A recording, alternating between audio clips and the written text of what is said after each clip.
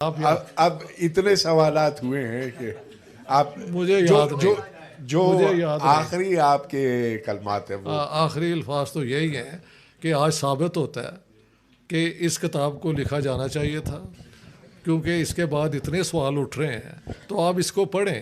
ہو سکتا ہے یہاں پہ تو گفتگو ہوئی ہے نا، آپ کو مزید سبسٹنس بھی مل جائے کہ کیسے کہنا کہ اسلامک اسٹیٹ ہوتی ہے اور یہ ہوتی ہے اور یہ نہیں ہوتی۔ اس کا کوئی آبجیکٹو طریقہ نہیں ہے ڈیسائیڈ کرنے کا۔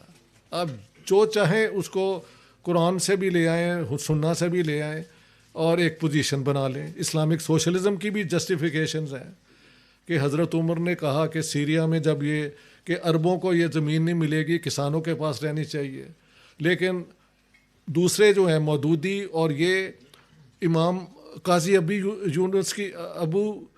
قاضی ابو یوسف جو حنفی جورسٹ تھے ہارون رشید کے، انہوں نے کہا کہ پراپرٹی پہ کوئی لمٹ نہیں ہوتی، تو جیسے آپ چاہیں آپ کو ویسا اصول بھی آپ ڈھونڈ کے لے آ سکتے ہیں۔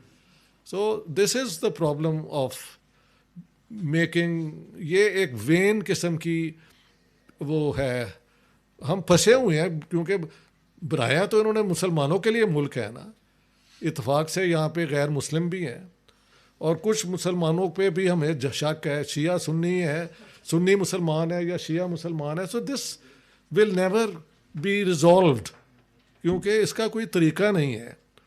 تو سیکولر اسٹیٹ یہ تھی یا نہیں تھی پہلے، I would not go to that extent. وہ کوئی سیکولر اسٹیٹ نہیں تھی، وہ ایک کمیونل اسٹیٹ تھی جس کو اب یہ فنڈامنٹلسٹ انہوں نے بنا دی ہے، جہاں پہ یہ تھا کہ president will be Muslim, all laws will be brought in consonant with Quran and Sunnah. تو وہ سیکولر اسٹیٹ کیسے ہو سکتی ہے؟